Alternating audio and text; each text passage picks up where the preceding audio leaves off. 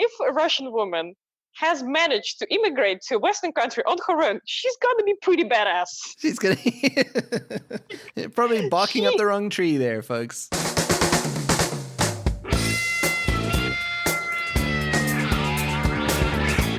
It's the Germany Experience, the podcast about life in Germany as seen through the eyes of outsiders. And I'm coming to you from a locked down Bavaria. And what's life like under lockdown? I guess a lot of people already know this, but I think the rest of Germany is doing it slightly differently. At the time of recording this, most of the German states have taken the decision not to allow gatherings of more than 2 people, which is yeah, it's pretty hardcore. It's kind of like a lockdown in itself. But Bavaria has taken the hard route, and we have an Ausgangssperre, which basically means going out is forbidden, I guess you could say. I don't know if there's a direct translation, but anyway, essentially a lockdown. And what that means is that we have to pretty much spend all our time in our house. We can go out for walks as a family. We can go jogging, but we can't meet with any friends. We can't have any contact with anyone. We're allowed to go out regularly for supplies to the supermarket, but that is it.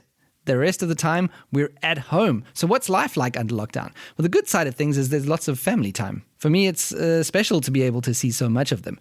And, you know, I've grown quite fond of them in the last week and a bit. I will say. They have their perks. There are some advantages to the family. But yeah, I'm loving seeing so much of them, especially my 5-month-old daughter. It's a time that you don't get back, basically, when they're so young. So it's kind of I don't want to say a blessing because there is a killer disease out there, but it's in a way, it's kind of, there is an upside. There is an upside for me personally. And also to see my other daughter, 4-year-old, and my son, 9-year-old. And of course my wife. We're getting to spend a lot of quality time together. But and I must say, I also like the slower pace of life. So I'm lucky enough to still be able to work and to be able to do it from home. And I must say, I don't miss the commute. I get up in the morning, chat to my kids, help get them ready, and then I go straight to work. And then I'm working. And the other great thing is we don't have weekends planned up in advance. So it's definitely a lot slower. It's more easier pace of life. So in some ways, it's been a great time. Of course, when I'm not worrying about what the hell's going on out there in the world. And man, the walks, when we get out for a walk, it's absolute bliss because you've been cooped up in the house for hours on end. And eventually you get to all go out together and enjoy some fresh air. And the weather has been better lately, not right now, but the past few days. The weekend was beautiful, so there was a lot of chance to get out and enjoy nature. And so, yeah, those are all the upsides. Of course, there's downsides to it. I'm a very, very social person, and I need a lot of contact, face-to-face contact with different people. So I'm definitely starting to feel a little antsy after 2 weeks of isolation. That doesn't reflect badly on my family. It's just that's what I need. I need contact with different people. And it's something that I'm not getting. My only hope now that there's all these stricter lockdowns and rules in place about how many people can get together, I really hope that everyone in Germany is now abiding by the rules in their states. Because the better we are at slowing this thing, the sooner we can get back to some kind of normal life, whatever that's going to look like when all of this blows over. What is it like for you? What is your experience has been with self-isolation? I guess a lot of people are on their own in their apartments, not going anywhere, and just seeing the checkout clerk. And we all know how friendly they can be in Germany. What is it like? Are you experiencing some true isolation? Are you going through some difficult times? What about people with families? I know some families who live in apartments that don't have balconies and they don't have a garden. So things must be pretty tough for those families as well to be cooped up in a smaller space. Let me know. Join the Germany Experience Facebook group and let me know how you're coping with this lockdown situation and what your sanity is like about a week or 2 weeks of being in isolation. So kind of on that topic, I get leading on from topics of isolation and maybe loneliness. For a long time now, I've been planning an episode about being a foreigner in Germany and dealing with mental health issues. And before all of this coronavirus silliness, I got contacted by a journalist who is working in Germany who wanted to collaborate with me. Her name is Daria. And so we started putting together an episode about mental health in Germany. And that episode is going to come out next week. And it was already quite valid before, but now with everything else that's going on with the coronavirus and everything else that's happening in the world, this has become even more of an important topic to discuss. And that's what's coming out next week. So next week, you'll hear Daria interview a guest of hers, a Russian who is living in Germany, who has experienced mental health difficulties. And before we put out that episode, I wanted you to get to know Daria first. And she is a fascinating person. And I'll give an introduction to her now before our interview, but this doesn't even cut the surface of what she's done. She has done so much in her life already that I can't even cover it in this intro. So a truly fascinating person, Daria. But she is originally from Moscow, Russia, and she went to a nice school, got top grades apparently, and then she went to art school and went to a prestigious Moscow university.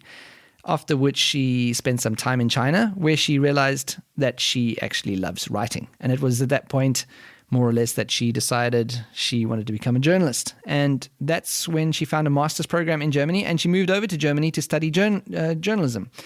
For various reasons, including some political ones, she decided to stay in Europe, and she's freelanced in Germany since. And she's worked on many different projects while she's been here. And now, at the moment, one of her jobs is as an anchor for Ost-West, a Russian language TV station based in Berlin, Germany. We discussed all kinds of things, but our interview starts with finding out what a day in the life of a TV anchor is. Here is Daria.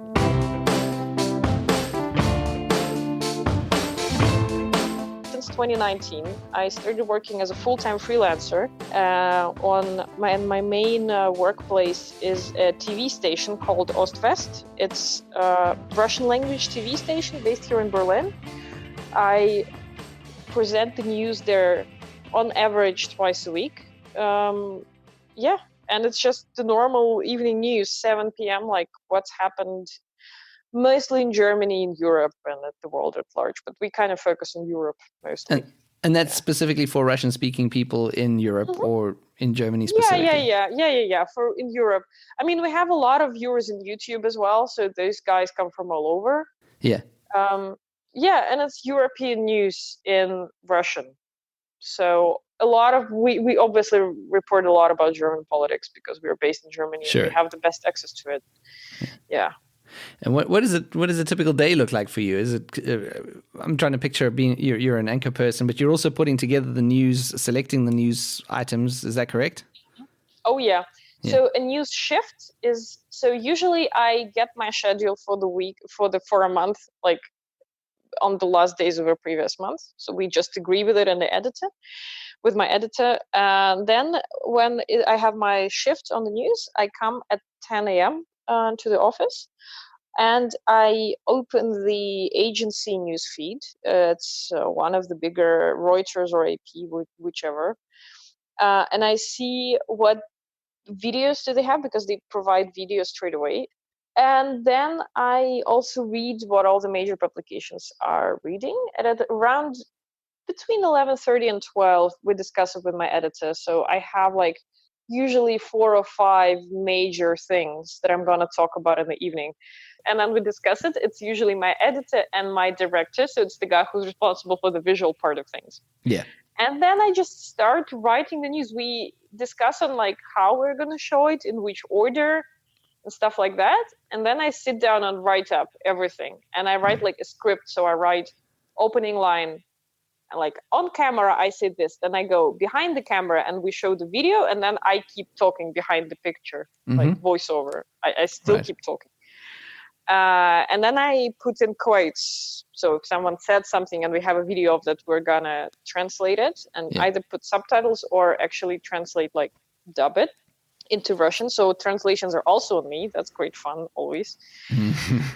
And if there is something urgent coming up, then I have to write it somewhere. Usually it's right at the top of my paper, so it's in the beginning of my broadcast. And then I have a little break at 5:30 for makeup, and it's done by a makeup artist. No anchor ever does her own makeup.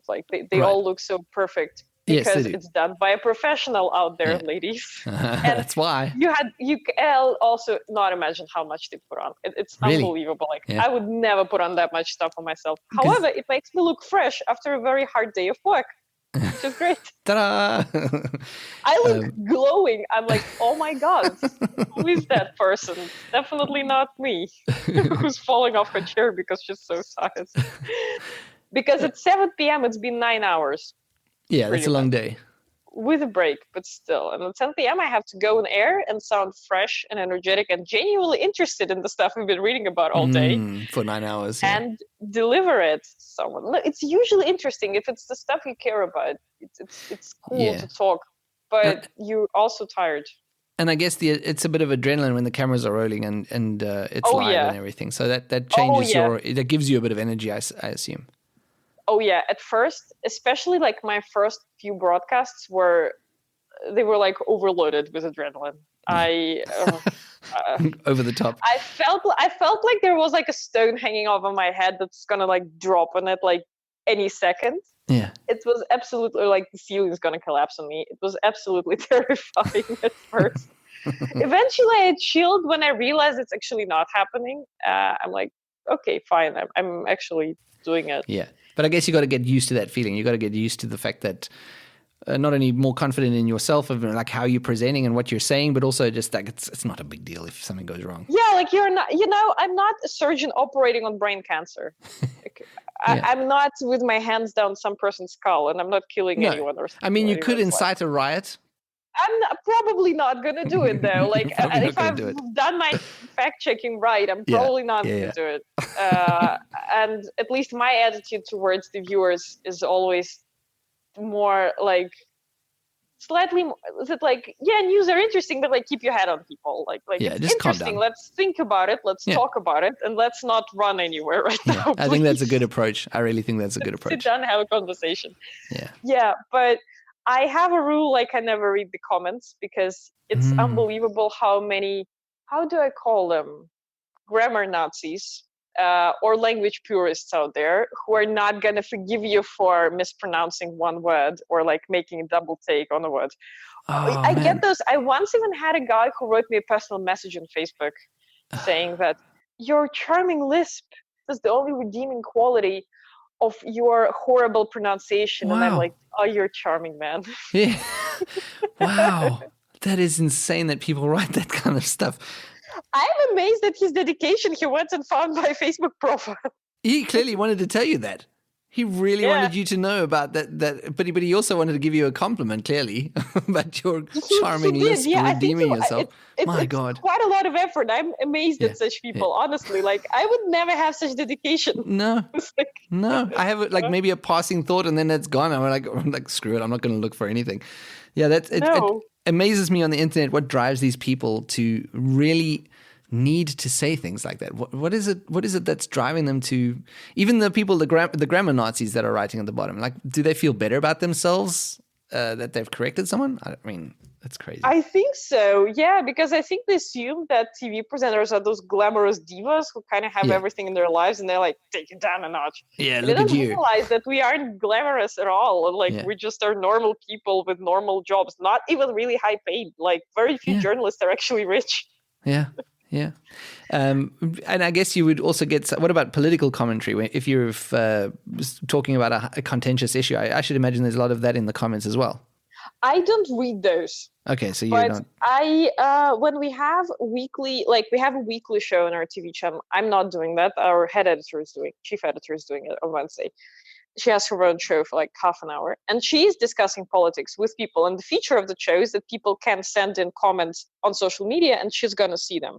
Okay. And she gets a lot of stuff like that. And, I can imagine. Yeah, and a lot of it is just weird.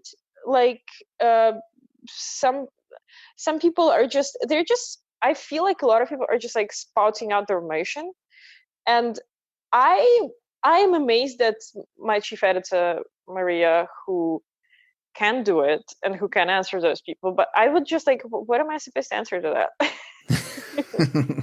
What am I supposed to do? A lot of people who comment on our videos are like diehard AfD supporters. Mm-hmm. I just never argue with those, ever. Yeah, it doesn't help as much anyway. as I might want sometimes. I just do not feel like it, because I've said, like, you know what? I have my whole day to do this job and to present stuff. And when there is a scandal involving AfD, I talk about it, of course, if it's like big enough. Obviously, I'm not going to report on every little hiccup of them.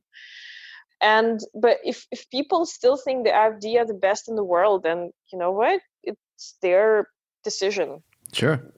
I cannot go into their head and magically alter it as much as I might want to sometimes. But no, If only, I think that if only we immigrants who could. are supporting AfD are shooting themselves in the foot. Honestly, That is amazing to me.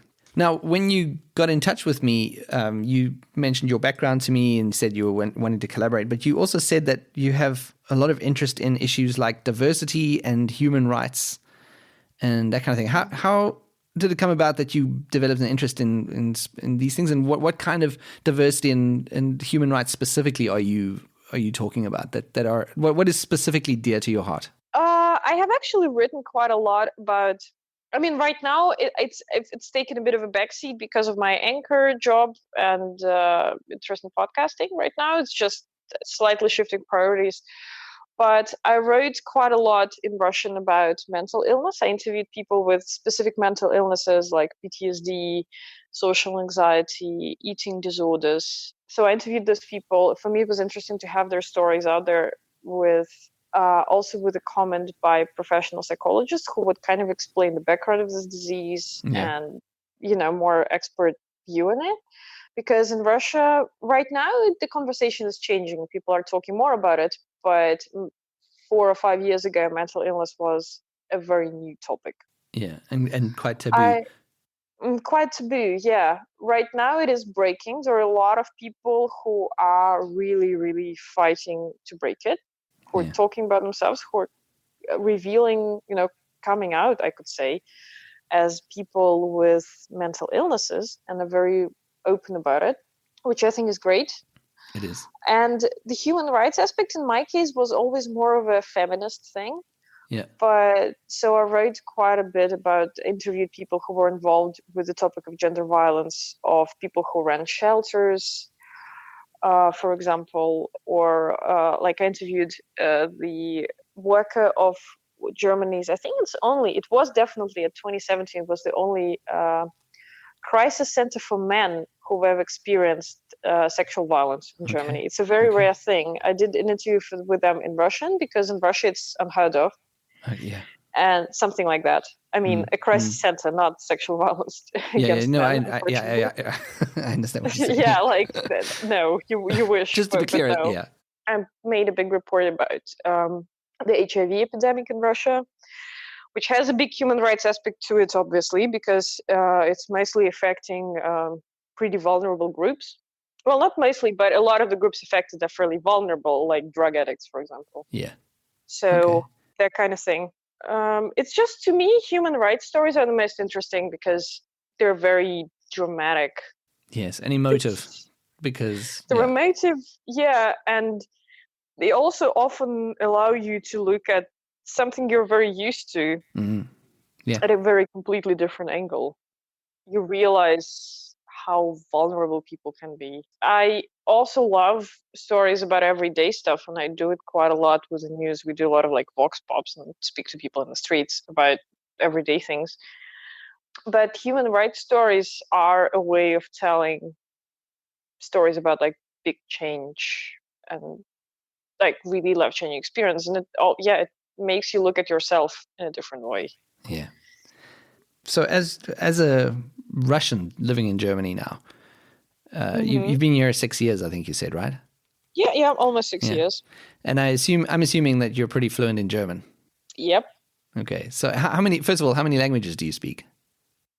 So my native is Russian. I speak English, as you can hear, German, French, and Chinese, which is unfortunately very rusty right now. Yeah, because you've obviously not been practicing it. I have not been practicing it. Yeah. Yeah, that's pretty incredible. So you've been in Germany for 6 years, and what has the integration been like for you here? Is it something that's been difficult for you, or has it been fairly simple because of your command of the German language? I think for me, I was lucky because I went here as a student, and as a student, you automatically belong to a certain group, to a tribe. You're a student. And universities do quite a lot to help their students integrate, right? First, you have your days planned for you. You have people you spend your days with. Most of the time, you're probably going to get along with those people okay. Like, you're going to find your group of them. Universities are very big, so unless you are really, really, really unusual set of interests, you're probably going to find someone who's similar to you. You're going to find your tribe. So that was easy for me, and I still have a lot of friends from university. I would say finding work was harder, but I still managed to do it somehow through connections. And again, my master's was really helpful with that.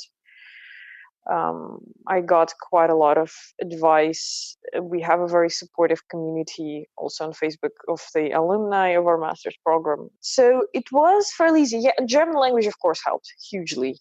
It helped massively to me. Yeah, and also somehow I think what helped was that I was fairly young. I'm 28 now, and 6 years ago I was 22. So I didn't really have that much baggage on me. And it was my beginning of my adult life, and it would have been a big change anyway. Yeah. Just now it overlapped with moving to another country. Yeah. But I didn't leave a settled, well-built adult life back home. You were still in your formative years. Exactly. Yeah. Which is a good time to do it, I think. Yeah, I think it's great. Yeah. I really think so. Now, what about let's think of how I can phrase this. I get the feeling that there's in Germany sometimes a certain attitude or an idea about Russians. Is this something that you've come across? Are there stereotypes that you come across or have to deal with maybe on a daily basis or on a regular basis of how Germans or Western Europeans view people from Russia and Russians, and specifically with the political situation and things that have been going on there? Yeah, I shouldn't say I deal with it on a daily basis because right now I am kind of surrounded by people who already know me pretty well. Yeah. And if I interact with strangers, it's mostly for work, and we don't really have a ton of time to discuss stuff. Mm-hmm. And we just talk about what we have to. However, I do have experience with stereotypes. Some of them are, frankly speaking, funny. I don't think I ever really suffered from them that much, although I'm very pissed by a lot of assumptions people make. And the common one is that a Russian woman, a younger Russian woman, brought in Europe is here because of marriage. She either came here with her husband or she's looking for one. Okay. And somehow they don't really assume you're here on your own.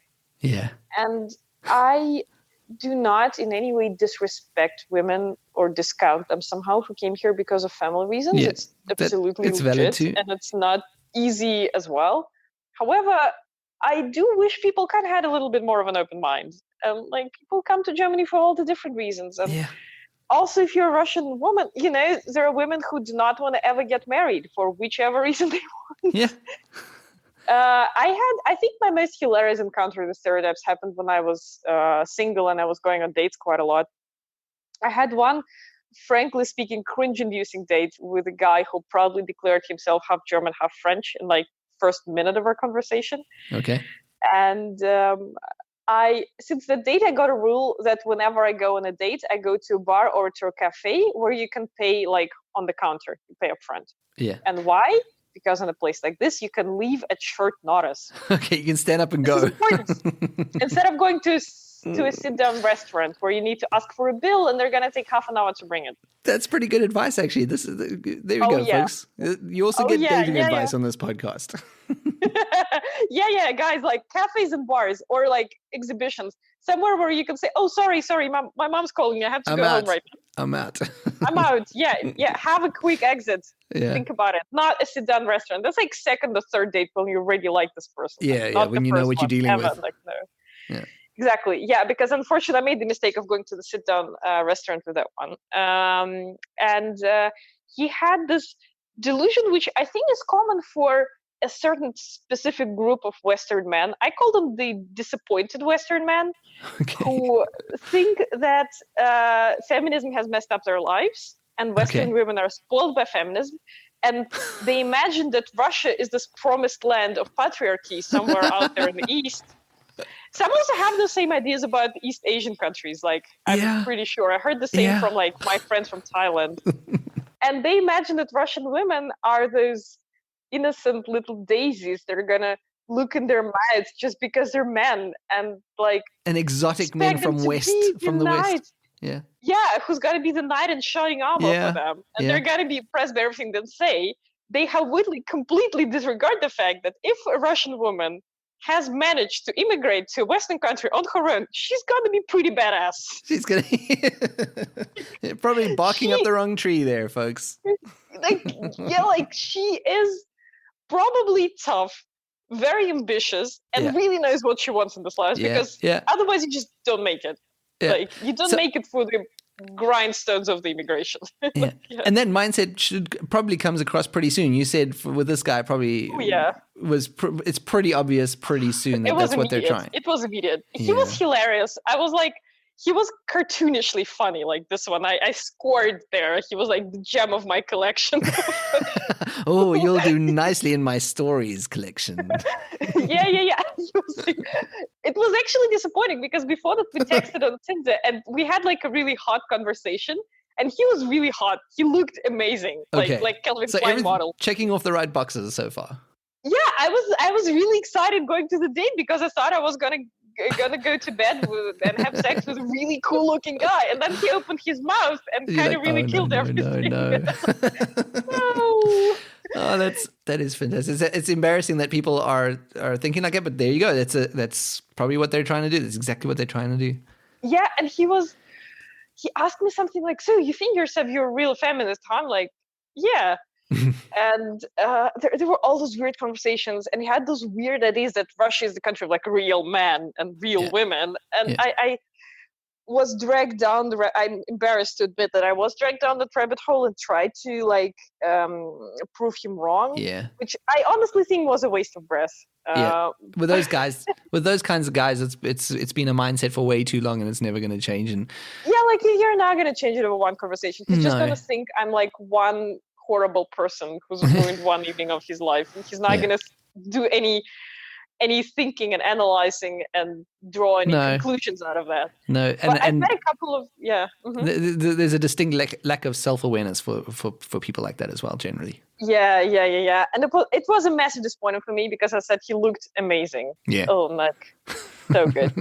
And he didn't understand my jokes, which was also wrong. I remember him complaining that like, oh my God, there are those women on dating apps that just proposition sex for you straight away. And I said, well, there are also guys who do this. Maybe those girls and those guys can meet each other and they can be happy together having their one night stands. There's nothing wrong with it. Hey, sure. We're living in a free country. Whatever you're looking for.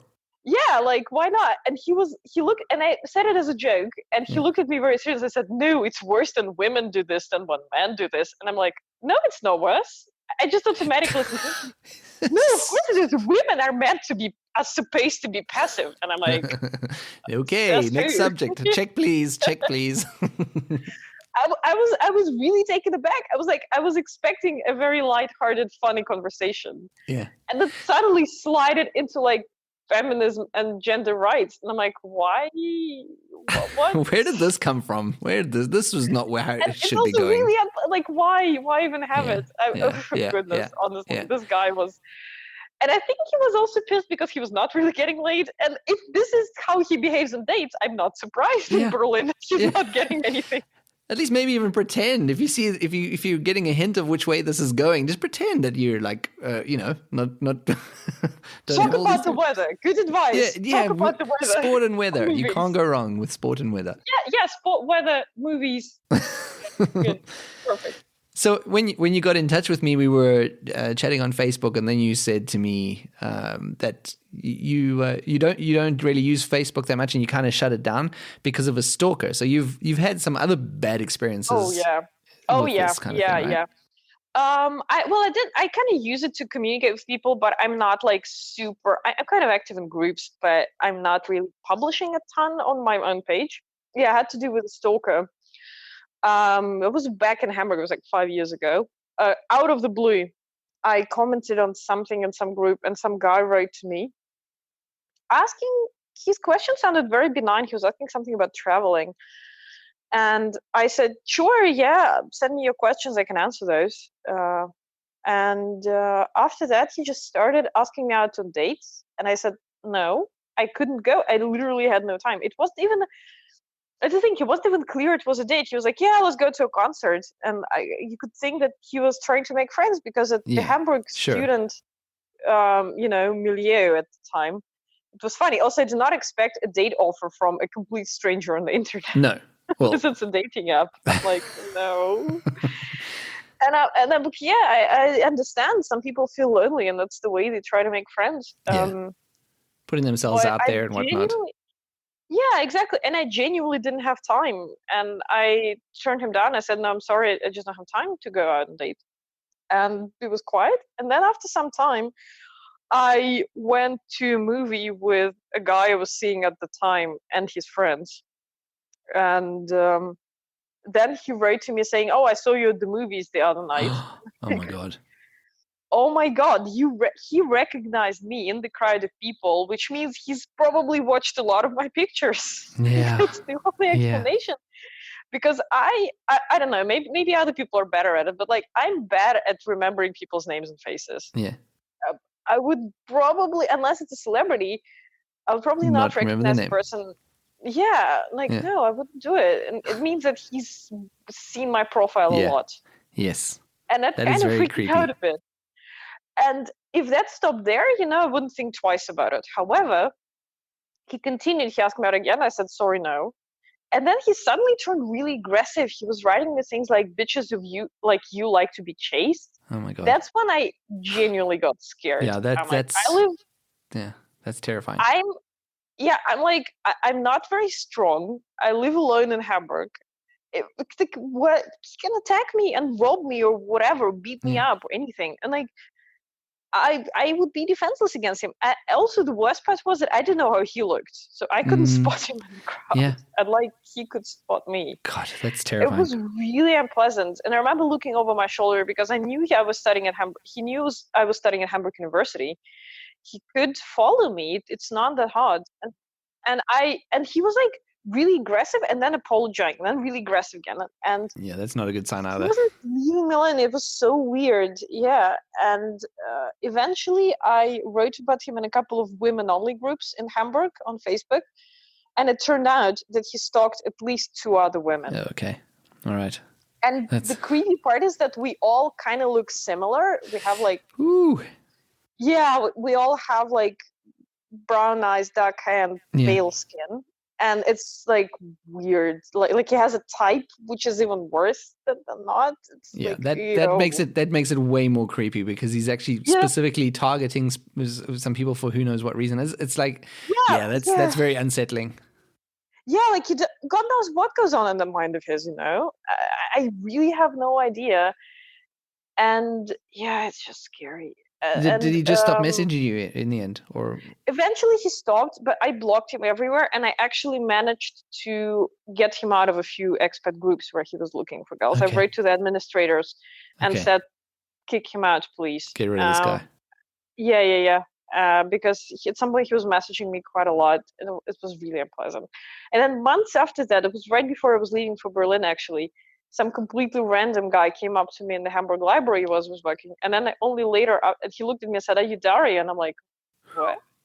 No. And it turned to be him. It was this big guy. Actually, he was really big. I was like, oh, God, I'm happy. I also didn't know that at the time. I would have been even scarier. Yeah. Wow. That is unbelievable. But since then, I try to be a bit more low profile, private. Social media. Yeah, you don't want to unnecessarily attract these weirdos, I guess. But I'm consistently amazed. I've got a couple of female friends or a few female friends that sometimes tell me what kind of things end up in their inboxes. And I mean, these guys are not stalkers. I think that they're not stalkers. They're just ordinary guys. But some of the things that they're sending are I just think, what are you doing? You don't even know this person, and you're sending these kinds of messages out of the blue. And then when exactly like you said, when the women say something back, they get aggressive or they get very super defensive and they say, "Hey, it's you that's whatever." It's just, I cannot believe it. Yeah, I completely do not understand their logic also. Why? Yeah, what are you expecting to get from that? What do you expect? Do you honestly, and has it happened before that they think that this could happen? Is this really never happened and they're trying dozens and dozens of women to just randomly sending them inbox messages? Or maybe it's working. I don't know. It's just strange. Yeah, it's weird. I don't know. I understand that maybe it's some kind of power play for some people that oh, I can make this random woman scared. shitless. Maybe that. Yeah. But also, like, how miserable your life must be if you just scare random people on the internet. Yeah. So you are also, I mean, we mentioned that you are, you wanted to collaborate on the podcast, and I think we're putting a good episode together that's coming out next week. But you're also going to be starting your own podcast pretty soon, right? Yeah, I really hope it flies. I'm working on my pilot episode right now. I have to edit it and also set up social media and come up with a decent name finally and all that stuff.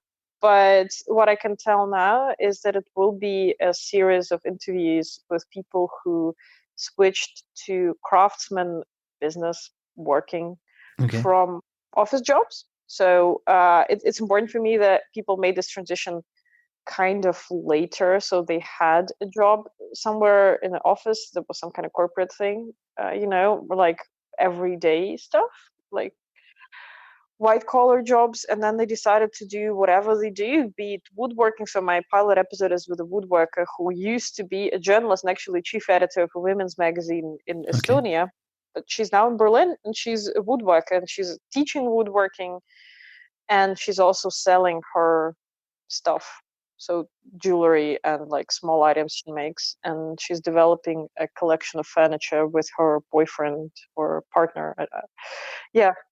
It sounds fascinating.